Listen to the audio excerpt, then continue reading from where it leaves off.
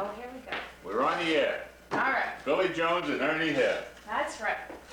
All right. Okay. Put the wine bottle aside. So that's it. Not out of reach though. Cheers. Cheers. Here's some good stories. Here's to a successful. Very good. Good. Okay. Okay. How about if you start with things like where you were born, Okay.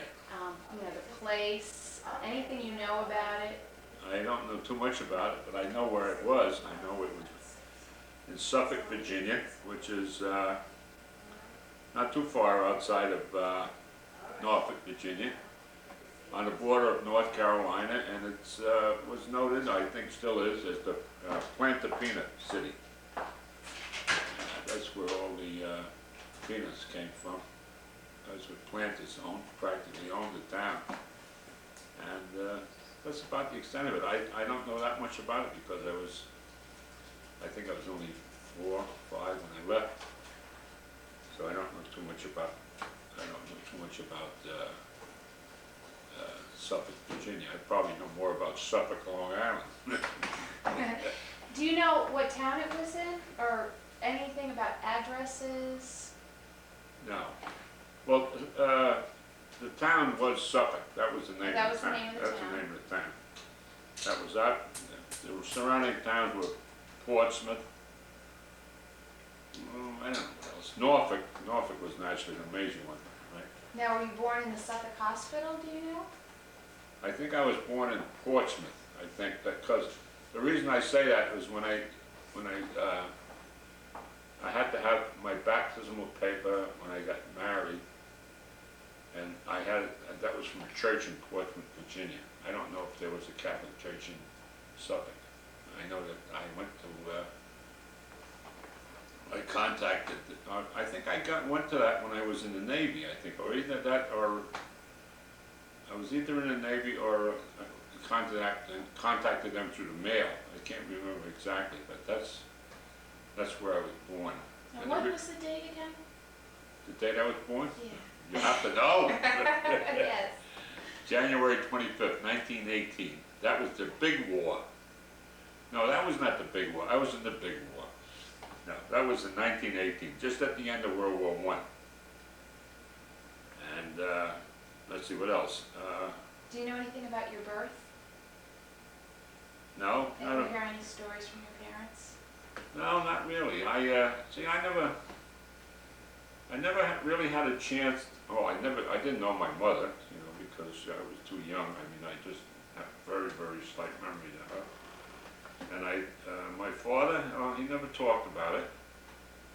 He might have, but I didn't pay much attention because I only got to know my father when I was probably 10, because after my mother died, he shipped us to Nova Scotia, and the only time we got back together with him was when he got married and brought us back to New York. Now, let's talk about that. You went to Nova Scotia when you were 5? About 5, yeah. And Alice was? Alice was 3, 2 or 3. I was probably just about 5, and she was just about 2 and a half or 3. And you went up on train with a? We left Norfolk. Now I'm just assuming this. I'm not, I just don't really know, but I know this, that we went to Boston, and there we were met by one of my mother's sisters, one of my aunts, and I think that was Joanne was her name, who just died maybe a year and a half, 2 years ago, and she took us to Nova Scotia. Can I just backstep for 1 minute? Do you know anything about your mother's death? All I remember about my mother was, the only thing that I can ever recall was, I remember when they took her out of the house, because she was naturally very ill. And I remember that it was a hot day, and it was in Virginia, and my Uncle Tommy was there with my father. And I remember her saying something to me, something to the effect, be a good boy, or something like that, and that was the last time I saw her. And And yeah, she died of, well, at that time, I could find that out, I should find that out, because my relatives in Nova Scotia know more about my mother. Nobody knows anything about my father. I don't know anything about my father.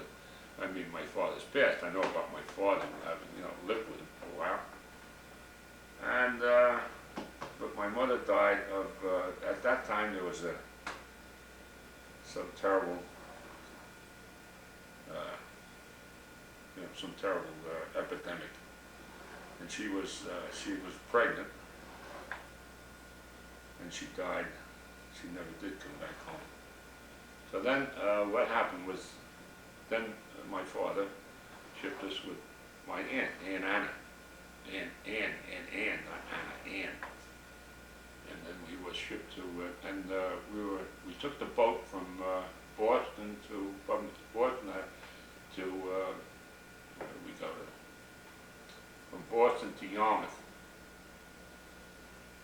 And that was in the dead of winter. And so what happened was, I don't remember that when both of us we got very, very sick on the way over, because it was a rough time of the year, and the boat ride was terrible. It was, I remember that slightly. But then when we got there, we had to take a train from Yarmouth to Pubnico, which is where my aunt lived. And there was nothing there in Pubnico. Pubnico was nothing. It was just there wasn't even a railroad station here. It was just a very, very desolate kind of place, right on the water. And right now it's much improved, because naturally over the years, but that was 70 years ago. But anyway, I remember they stopped the train and let us off, and we were met by several relatives and a lot of kids and everything like that. And then what happened was that Alice and I were separated for a while. She went to somebody's, I don't know what, she went to a different relative than I did. And I don't know exactly how long we were separated, but we did eventually come back to Aunt Ann, who was, she was a widow. She had no husband. And it was a very large family, very, very large family. And I don't know how many of us kids were there. I don't know how the hell they did it, to tell you the truth. I don't know how was it a big house? What was it? Oh yeah, it was a big house. Georgie saw the house. It was big, but not really, I always, like everything else, when when you're young like that, you imagine things to be gigantic, but then later on in years, when you see it, you say, oh my God, I always imagined this to be a lot bigger. It was a fair-sized house, right? And but we had a lot of kids. There was the one that we go up to see now, Ann. She was the youngest of all the kids, and now she's 80. So then she had a lot of brothers and sisters, and I don't know. It was a very, very rugged type life. We had no heat. We had just wood stoves, and there were no cars. We didn't have a car. Everything you had to do was you had to walk, and we walked to school. Did you walk miles to school? I don't know how far that school was. I walked there. I would say it was a mile either way, mile each way. It was about a good mile each way. And you walk that kind of snow or ice or whatever the heck it was. You walk. That's all there was to it. And what happened was there was a general store there, and there's still a general store there. But now, naturally, you can get the car and you can go to a place like Yarmouth or something, and they have the major stores. At that time, there were no such places. So it was kind of rugged living, and I can remember when we went from wood to coal. That was a big thing, because my job was to fill up that darn wood box, and it always seemed like it was empty. And what happened was, then finally we went to coal. For some reason or other, we went over to coal, and that was like the coming of the atomic age, you know. But it was quite a life. It was. What was do you know the address of where this place was? Yeah, it's just I don't know, route so I have the address. It's just you know, Pimlico, Nova Scotia. It's just you know, in other words, if you were to mention the name, you know, the name that the aunt that I lived with, her name was Amiro or Miros, and there, you know, you just all you have to say is Amiros, because I think there was a lot of hanky-panky going on there, because half the damn people in the town were named Amiro, you know. That's why I guess everything, you know, a little strange, you know. But they're lovely people. Georgie fell in love with them. They're very, very gracious, wonderful people, and they're surprising, as poor as they were. You know, they were very big on education, very big on education. They kids, they saw to it that kids really went to school, and they didn't tolerate no fooling around. Now, what was school like for you? Oh, at I that was, time? when I left there, I think I was in the 3rd grade, and I was the only kid in the 3rd grade. We were in one big room, and I think there were 4 or 5 grades in one room, and one teacher.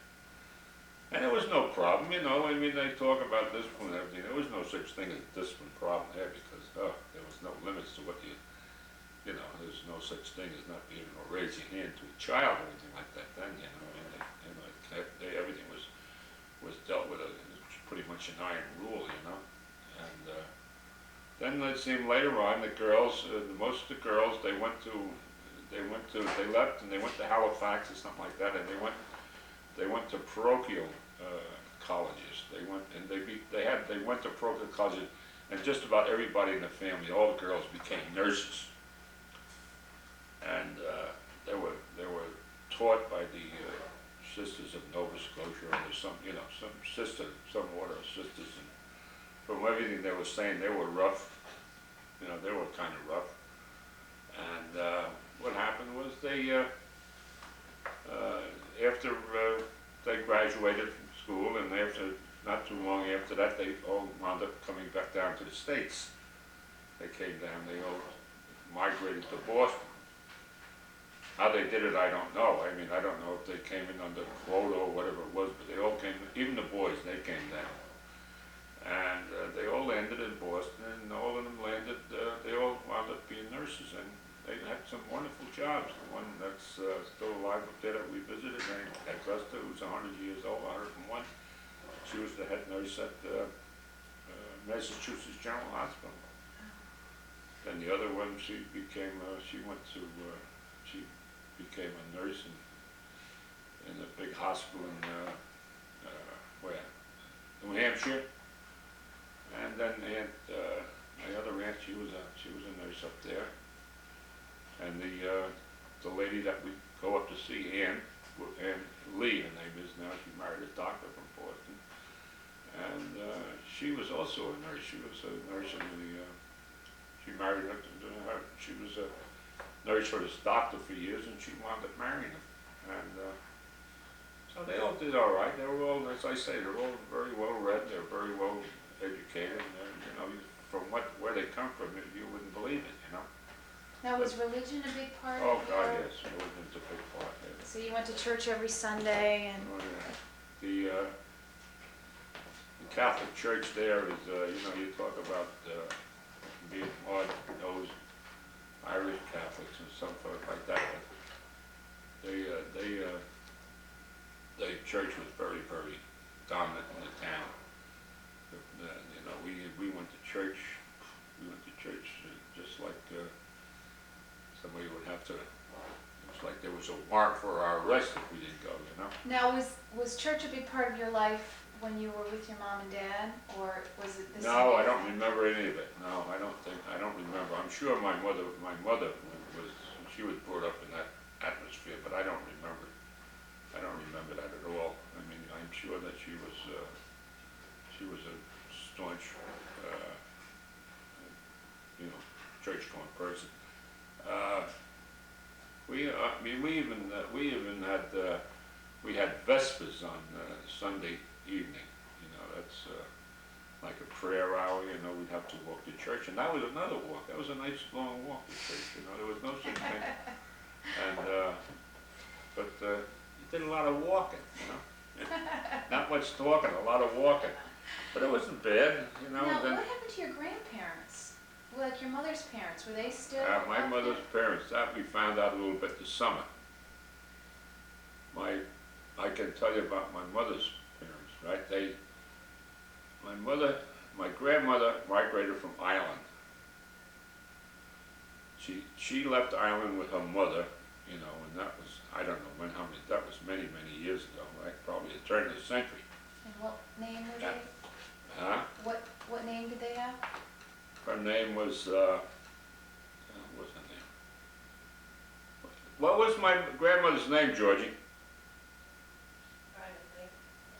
I have my grandmother, she came from Ireland with her mother, which would have been my great-grandmother, and the great-grandmother died on the way on a trip over. Wow. And she landed in Nova Scotia, my grandmother, and she married a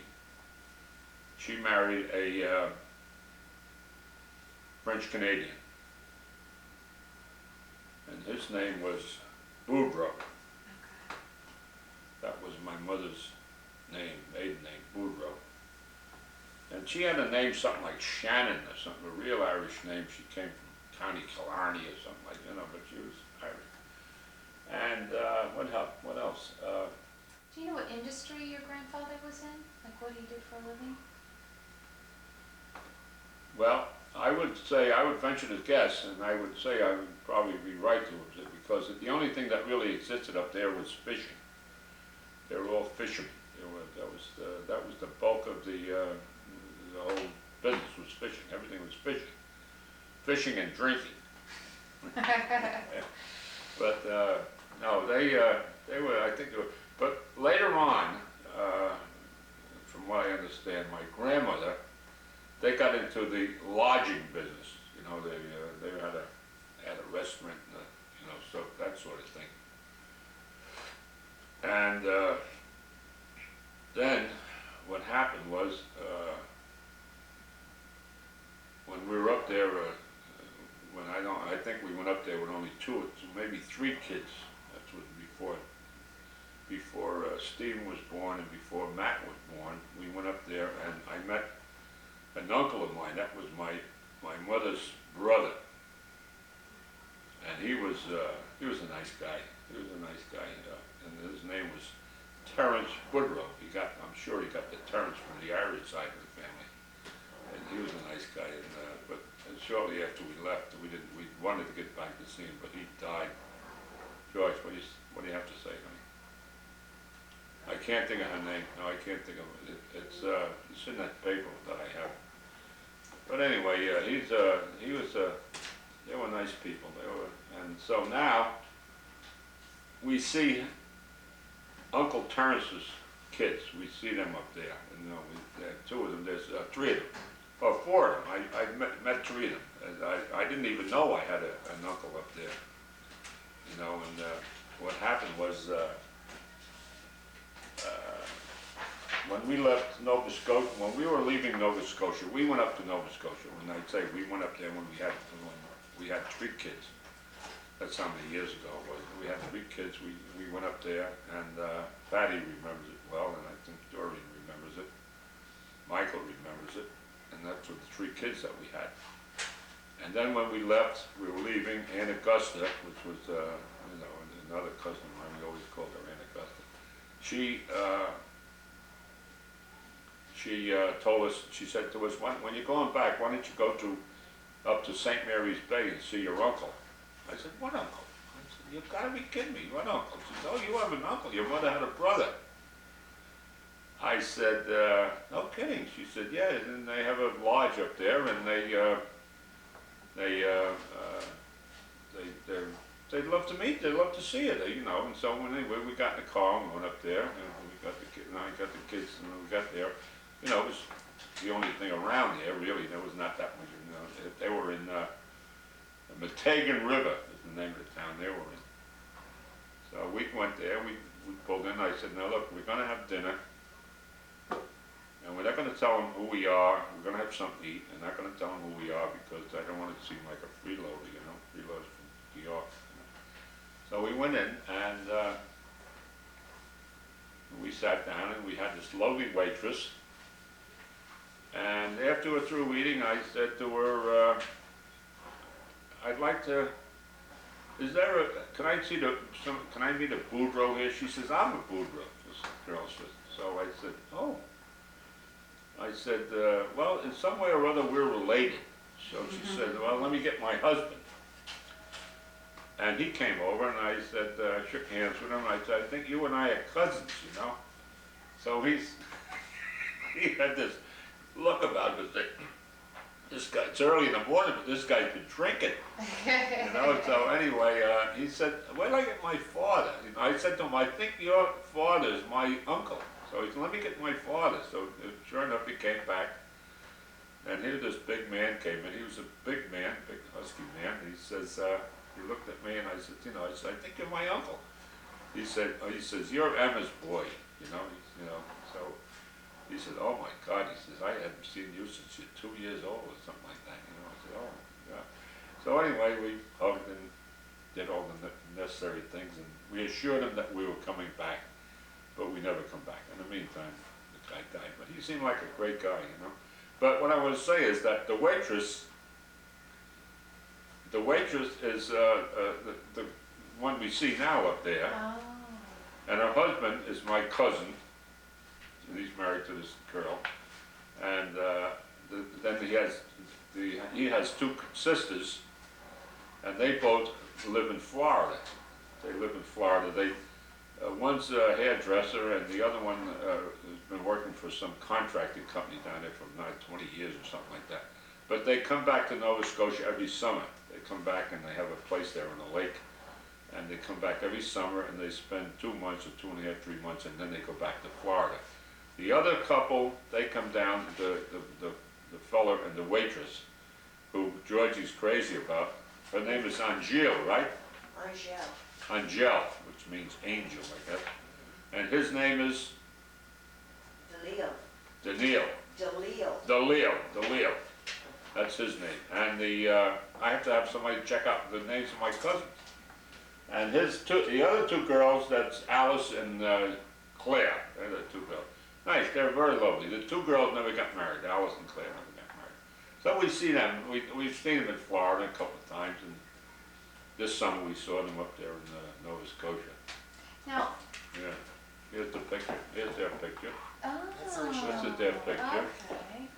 This is Angel. She's not well. She's sick now. She has cancer. Oh. Where she's holding her own though, right, George? And this is my cousin. He looks like he's a big man too. Oh yeah. And what happened with them is he worked in some kind of a civil job. You know, he had something to do with the postals or something like that. And he retired, and they opened up something like a ice cream stand, like a Carvel or one of them, and right, because when you go in their place, it's very pretty. It's right on St. Mary's Bay, and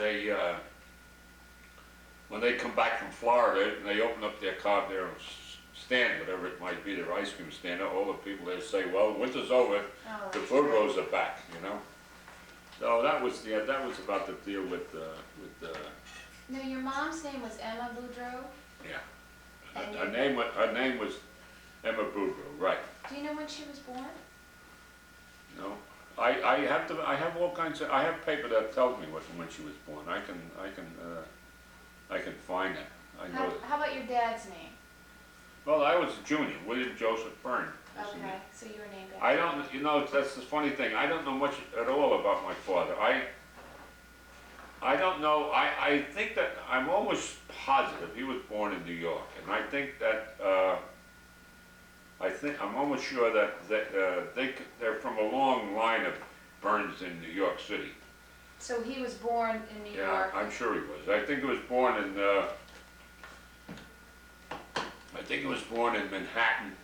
I was venture to say around 100th Street, up that way, 96th Street, 100th Street, and Central Park West. That's where, the reason I said it was he had a brother that lived there, Uncle Ed, he lived there on 106th or 103rd Street or something like that. And then he talked about that quite often. Now, his name was William Joseph Byrne, that was right. And Do you know anything about his parents? I have no idea about his parents. I was talking to people, and they say that I can, if I have any, any history at all, I can go to the public library in New York, and I can find out about, I can look it up, and if you have something to relate to, you can more or less, get a load down Do you on know it, what which I year should. he was born Huh? in? Do you know what year he was born? I have no idea. No, I have no idea. All I know is when he died, I could find that out. He died when he was 50, he died young, maybe 56. And he died in probably 1936.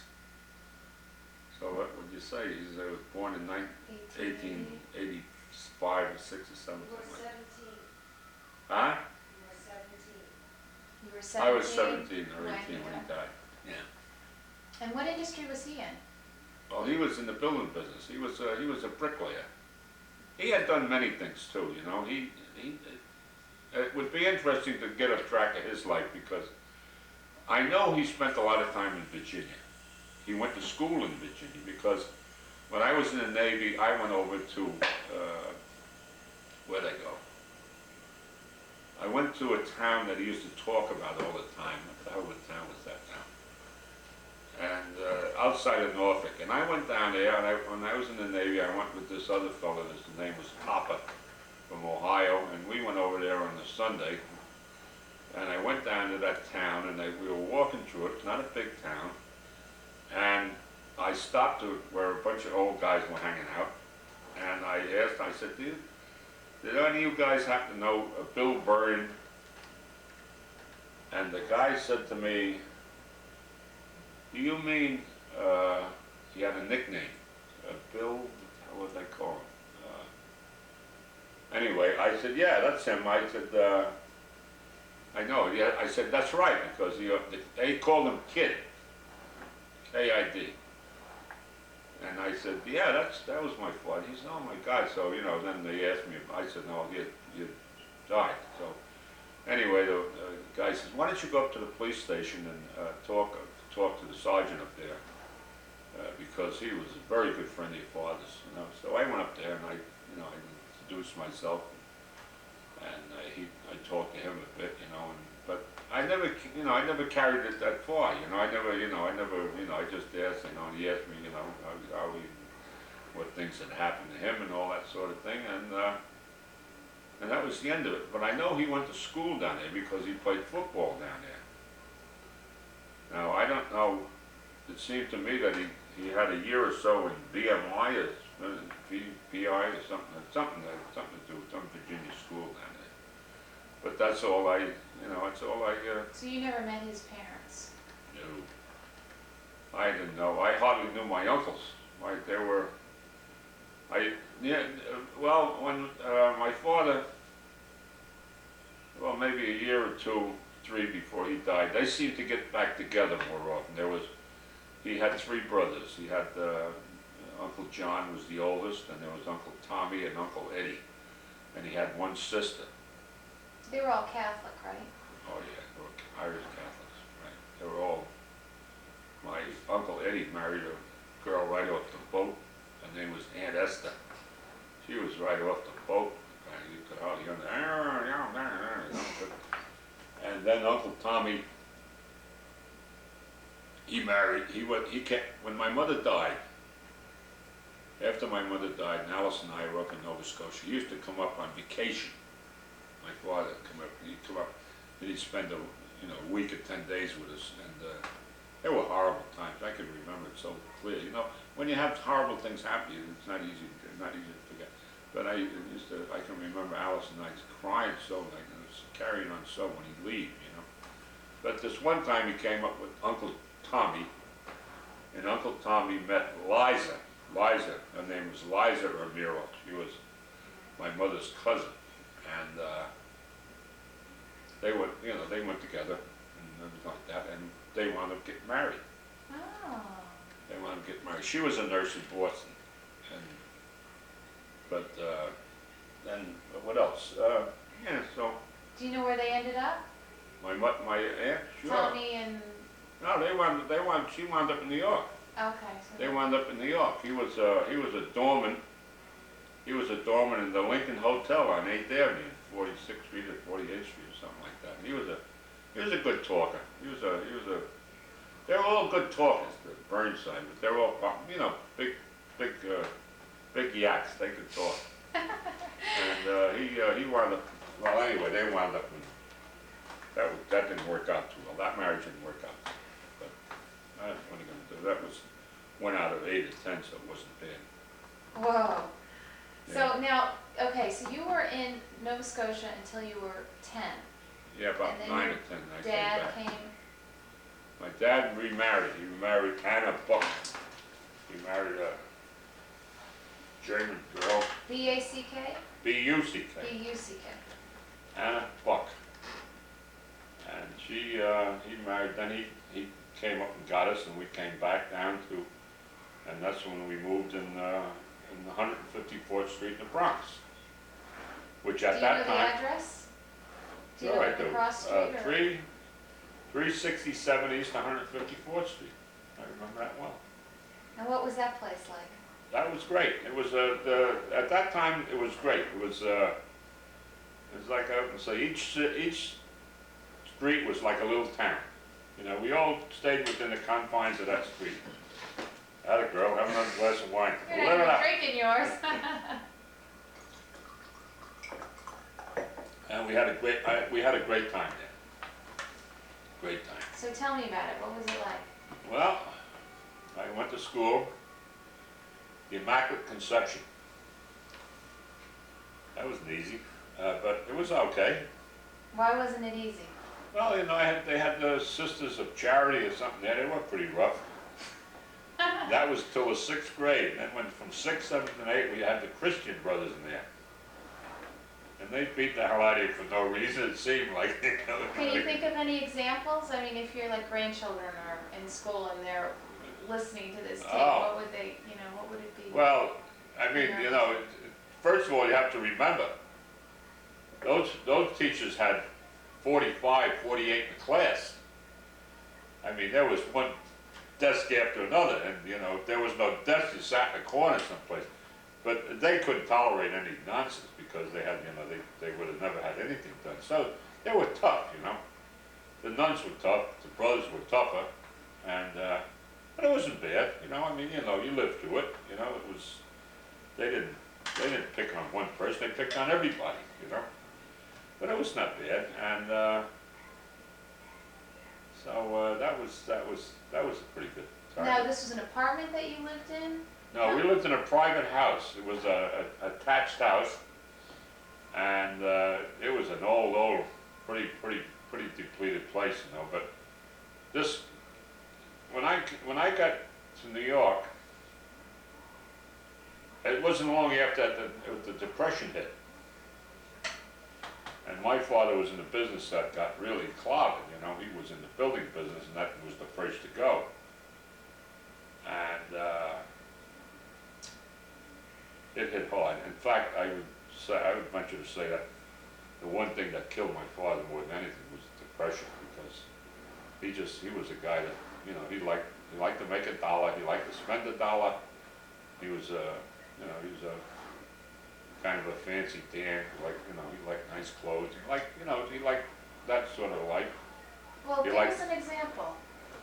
What was he? Well, What he was he'd have the celluloid collars on, which were popular at the time, with the striped shirt a big bow tie or something, and, you know, he always had a fancy hat, big, big,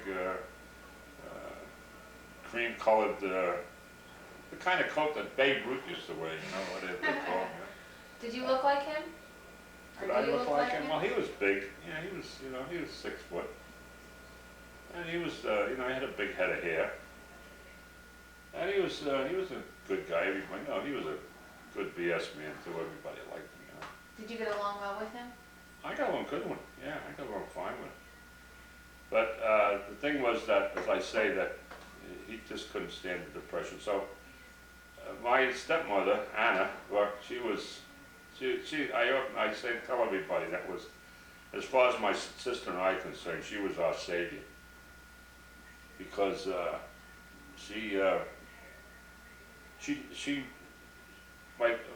weren't married long. My father died. You know, So he died in 1936. 36, 35, 36. And how long had they been married? They've been married about 8, 9 years maybe. Something like that. But anyway, my mother, Excuse me, how did he die? he died of heart problems. He had died of high blood pressure, which today would have been nothing. Believe me, you know, they would have, you know, I mean, I had high blood pressure, but they keep it under control. But those days, nobody ever gave it any thought, you know. But my mother was a bull of a worker. She was a hard worker. Now you call your stepmother your mother. Oh yeah, I was the only mother I knew. And she, my father died, and she went to work. She cleaned houses down for people down in Greenwich Village, like that. I mean, you know, she worked hard, and the people all loved her because she worked so hard. You know, they had some work when they had her.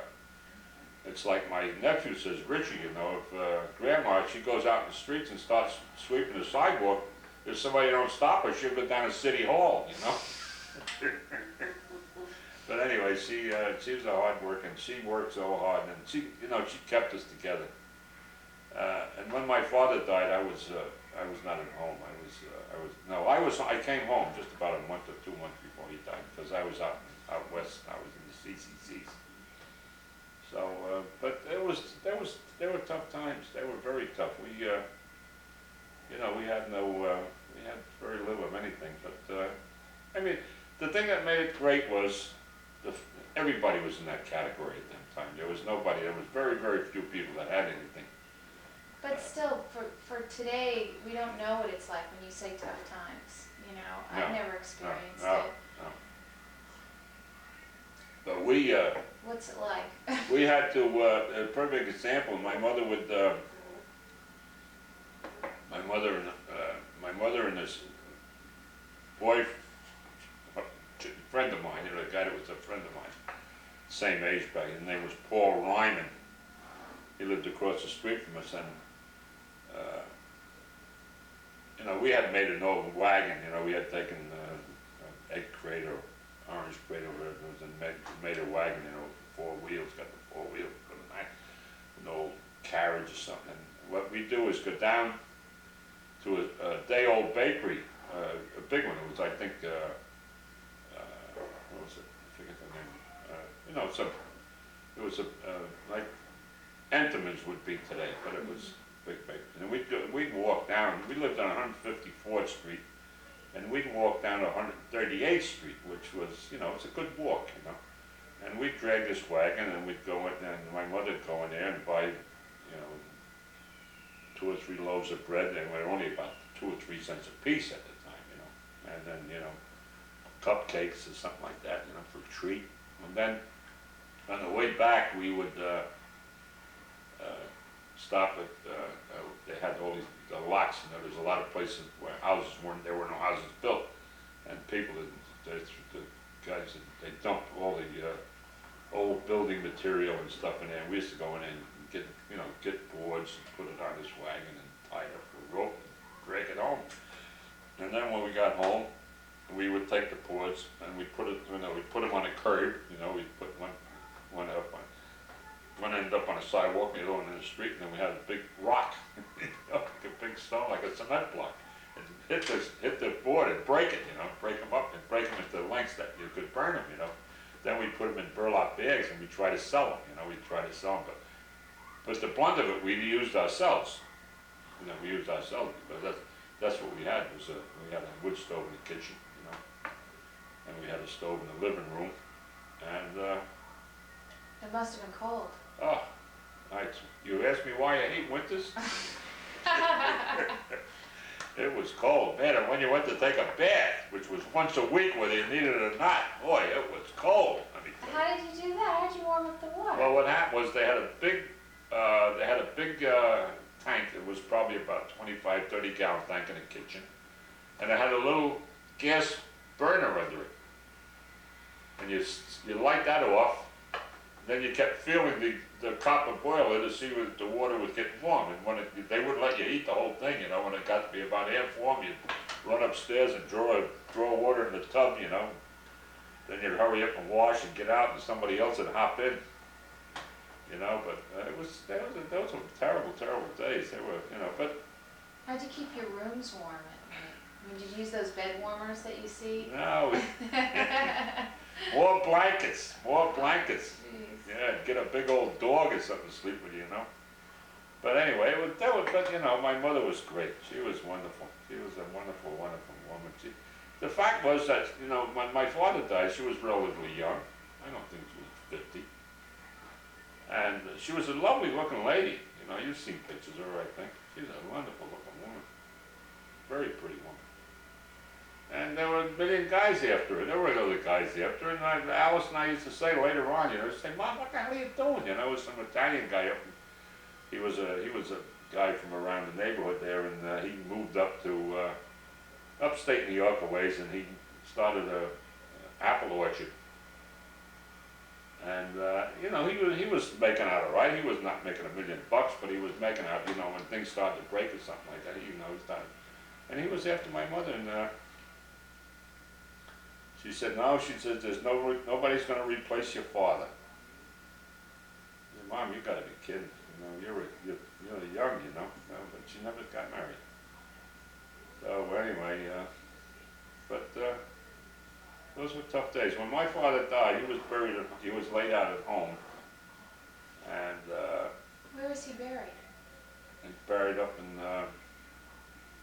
St. Raymond Cemetery in the Bronx. No, he's not buried there. What am I saying? No. My father's buried out in Queens. And the reason he was buried out there was my mother had a sister, Aunt Louise, Tante Louise, you know. And her husband died just before my father. And they were good friends. They got along real well. And he died, and then when my father died, my mother asked if he could be buried in that cemetery because we had no plot or nothing, you know, so he's buried there in Queens. Do you know the name of the cemetery? I have to ask my sister. I have to ask Alice. I know it is. But he doesn't even have a headstone.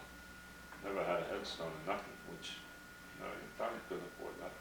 How about your mom? I don't mean to jump back. Do you know where she was buried? My mother is buried up in Woodlawn Cemetery. And That's in the upper part of the Bronx. okay. Yeah, near the city line. Okay. So anyway. But anyway, when my father died, he was laid out in the house. And a lady across the street had an apartment house. Her name was Mrs. Boltman. She was a little German lady, had a hunched type back, but a nice person, tough but nice. So when my father died, she sent over a bushel of coal for us to keep warm. Can you believe it? Wow. Yeah, my father's laid out there, and so anyway, she sent over a bushel of coal 2 or 3 times, you know, so we could, you know, because we had the coal fire. And hello, babe. So anyway, but it was kind of sad. But I was in when my father died. Before he died, I quit school and I went and I joined the CCCs. And how was that? Huh? How was that? That was an adventure, right? That was the Tree Army, they called it. There's a book. I just had brought a book home from Dot Mannix, the What's the name of that book, George, that I brought home? Don't worry about it. It's the Smithsonian. the Smithsonian. Smithsonian. And there's a big article, and there's an article in there about the CCCs after all these years, the things that are left behind that they did, you know. So anyway, I went down there and I joined the CCCs. And What year was that? Or how Oh, old were you? 17? 17 about, yeah, 16 and a half, 17 I guess, 17. And anyway, what happened was I went down and I walked in and I said I want to sign up, you know, and there was no problem then, you know. So I went to CCCs, and the next thing you know, I was on a train and I was on my way out to Missoula, Montana. Wow. And I was there a year and a half. See, I had to be just a little under 17. And I came back, and my mother wrote. I wound up in Missoula, Montana. From Missoula, Montana, we went to Idaho, and from Idaho, when it snowed in, and then from Idaho we went to Seaside, Oregon, which is Astoria, Oregon, is the end of the Lewis and Clark Trail. And what were you specifically doing? Working in the woods, chopping down trees, building dams, building roads, and all, you know. And that was great. It was great because it kept you busy and kept you out of trouble. And you know, you were in a whole bunch of guys. And what happened was the government paid you. You got $1 a day. That was what your wages were, $1 a day. You got $30 a month. If there was a 31-day month, you still got $30. And 21 of it went home, and you got $9 a month. So you sent it to your mom? No, they didn't. You didn't send it. They automatically sent it. That was all you saw was the $9. You didn't. Wow, That automatically good deal. went home. But it wasn't bad, you know. We used to, you know, just shoot crap and play cards, and you know, we'd go to Missoula. We'd go into the town about once a month or something like that, and you know, get in trouble. But the way it worked was the Forestry Service. They oversaw you when you were working. They were the ones that were head of the project. And the Army, they had a lieutenant, a first lieutenant, a second lieutenant, and they took care of your living. You know, we lived in tents. You know, at the time we lived in tents, 6 men to a tent, and they were the ones that they looked after you. They saw to it that the lodging and the food and all that were. Now, how was life with this group? Oh, that was great. That was great. I met some great guys there. I remember you telling me once that it was actually not so bad. Some of the guys were complaining about the conditions, Yeah. and you said, "Oh, this isn't bad compared to the conditions I just came from." But you know, I did a lot of funny things there. I drove a team of horses, and I ran a cleat tractor, not a bulldozer, pulling logs and all that stuff. There was a lot of things that you would never have the opportunity to do before, and I kind of like that. You know, we were up in the mountains there. You know, we were up high when we were in Idaho, and we were working on the Lewis and Clark Highway, which at that time it's all dirt. It was a no dirt road.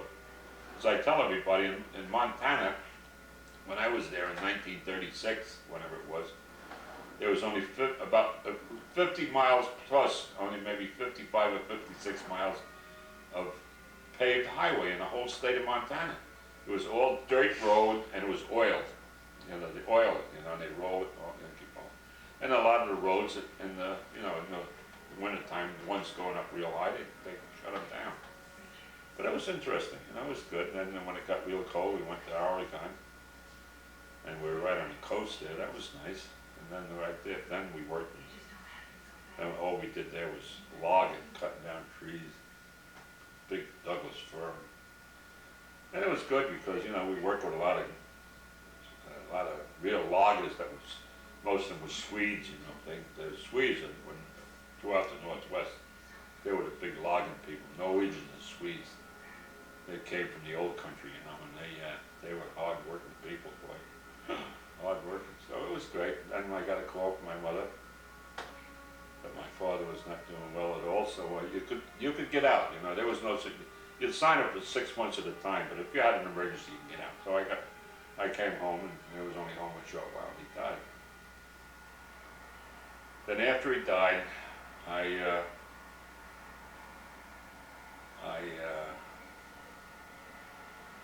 went to work. I think I went to work in the A&P. So how long were you in the, what was it, the CCCs? Yeah, I was there about 2 years. Just a little under 2 years. Then I came back, I got a job in the A&P, and I was working as a delivery boy. At that time, there was, you know, the customer was really regarded as a special person. You could get any kind of service. I often talk about it, you know, at that time when you went to a store, women went to a store, they'd stand at the counter, and they have, especially in this A&P world, they had about 8 clerks there.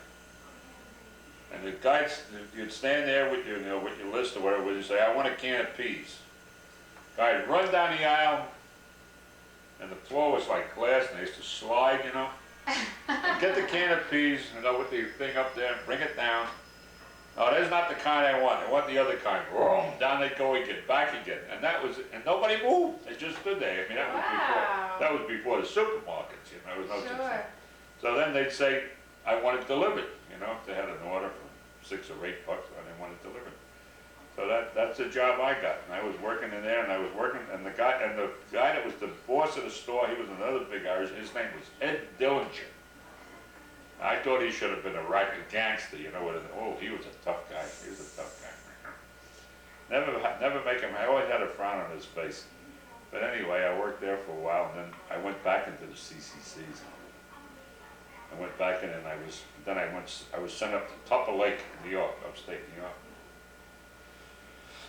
And I went up there, and I was up there for about, oh, I don't know, I was up there for about, oh, in the meantime, when I was in the CCCs out in Oregon, I got to be good buddies with this Joe Rotundi, Okay.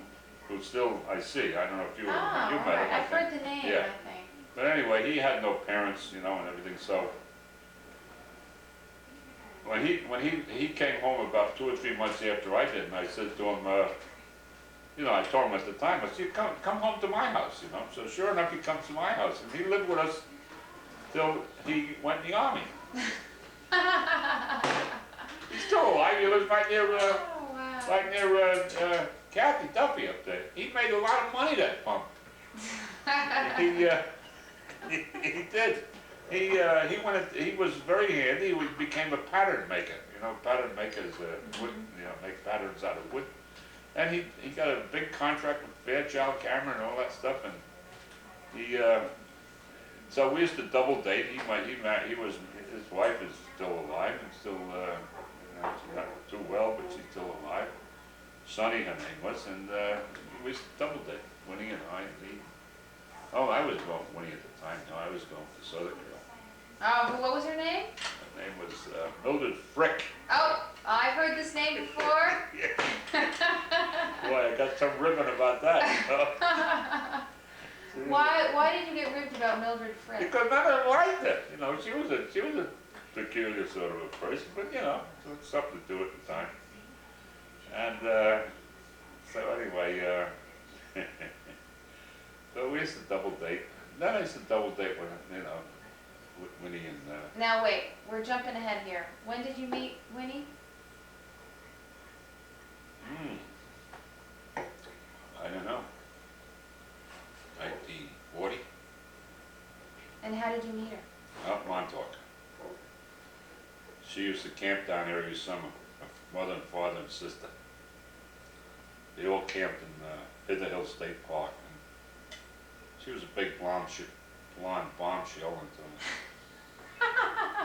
So anyway, so that's what I did. You don't remember how you first met her, or? I don't know. I met her. You know, we were a whole crowd. We used to go out together, and you know, it was just one of those things. But what happened was that every time people met together there in a summer place after this Labor Day, they would go home. Everybody would forget everybody, but I kept going. She lived in Brooklyn. I kept going out to Brooklyn. Now, what was special about Winnie that you kept going out to Brooklyn? I don't know, it's kind of, I don't know, it's like any of those things, you know, you say to yourself, why did I marry this guy? You know, you can't, well, there's certain things about him that, you know, it's not, you can't pinpoint one thing and say, you know, it's just one of those things, and the chemistry was there, I guess. So anyway, but. So how long did you date? Well, we dated, we didn't date too long because I went in the Navy. I went in the Navy and then I don't know how long we dated. When oh, that was it. See, Joe Rotundi, when he came home with me, you know, and he lived with us, and he had a job in Greenpoint, Brooklyn. He was working in this mill. So anyway, I got a call from him I got a letter from him when I was in the CCCs up in Tupper Lake. And he said, come on home, I have a job for you. So I came down and I went to work with him. And so we used to be out all night, the night before, and then my poor mother used to try to get us out of bed in the morning so we'd get the subway to go to work. And so he stayed with us and he went in the Army and I went in the Navy. Now, why the Navy? Because I like the posters they had there, the guy with the belt-bottom trousers and the little white hat, and some big broad running after him. No,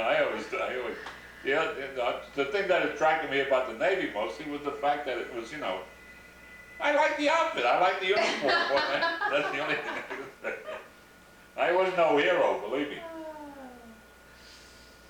So anyway, I went to the Navy. But anyway, Joe was a great guy. He was a good guy. He married Sonny and I married Winnie. So what year did you get married then?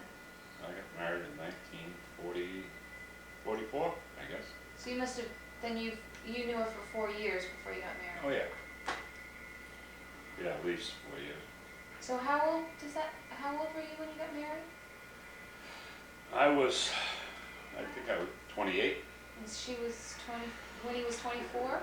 She was 23 or 4 years. Oh, she was younger than that. Somebody said, well, she was 5 years younger than me, right? She was 23. Okay. Well, tell me, what was your wedding like? Oh, the wedding was great. We had a wedding. It was nice. We got married in the church that she was baptized in, which was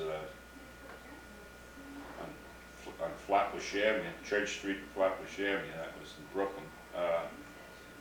What's the name? I forget the holy name. Holy Cross. Holy Cross. And the priest that married us was Father. She knew him well from going to Sunday school. So she never went to parochial school anyhow. But wasn't she Episcopalian or Lutheran? no, they were Catholic. Oh no. No, the way it was, my father-in-law was my father-in-law. Winnie's father was he was a Lutheran. Okay. And Winnie's mother was an Irish Catholic. But she raised the two kids Catholic. Okay. She and her sister. But when her sister got married, the younger sister Margaret got married, she went back to becoming a Lutheran. Okay. But anyway. So you got married in a Catholic church? And we did, yeah. And this Father Dooley, up there at the altar, I had the guys, my best man came, he was from Seattle, Washington, he was in the Navy, you know. What was his name? His name was Mo Vrana. He was a blonde-headed Italian. He was from the north, his parents went from the north of it, a good-looking guy. But anyway, I'm up there waiting to get married, and Father Dooley comes over and says, you know, pardon me, I'm sure that he was a little squeezy about service marriages, you know, that was kind of not looked upon as being the smart thing to do, to get married, you know, when somebody was leaving to go in the service, you know. But so you were getting married right before you were 10? No, I was in the Navy. You were I was in the Navy. So anyway, he said to me, now listen, he says, I know Winifred since she's a baby. He said, you better do right by her. He said, you know, he gave me a lecture. I forget exactly what he said, but boy, he pointed his finger at me, you know. Yes, Father, yes, Father, yes, Father. But anyway, when I was in the Navy and I went to get a leave, and so I went to see this captain, and I said to him, I said, I'm here to request a leave. He said to me, what's your reason? I said, I want to get married. He says to me, I ought to do you a favor and send you out to sea. Oh, no. And I used to tell people, boy, am I sorry that guy didn't send me to sea. But anyway, So now, was it a big wedding, or? oh yeah, I think it cost the old man about $200. But Wow. you get a lot of money in that day. So you got buried into the church, and then what happened after that? What happened? Did you have a reception? Oh yeah, we had a reception in the hall there, in a Republican club, a Democratic club, or something like that. And you know, there were a bunch of sailors there from Norfolk came up. And Did you have a honeymoon? yeah, went to Newburgh, New York. What was in Newburgh, New York? Nothing. The only thing was you were limited to how far you could go at that time. Why is that? Well, they had in other words, when you got a leave of absence, you were only supposed to go, like, say, 200, 300 miles from where your original base was. And the shore patrol, you know, the shore patrol or the MPs would walk through the trains or something, and they want to see your, you know, you leave your papers for your leave, and if you were out of bounds, you know, so we went to Newburgh, New York, which was, you know, only up to Hudson. Well, that's not far. That's where we went. Was it on the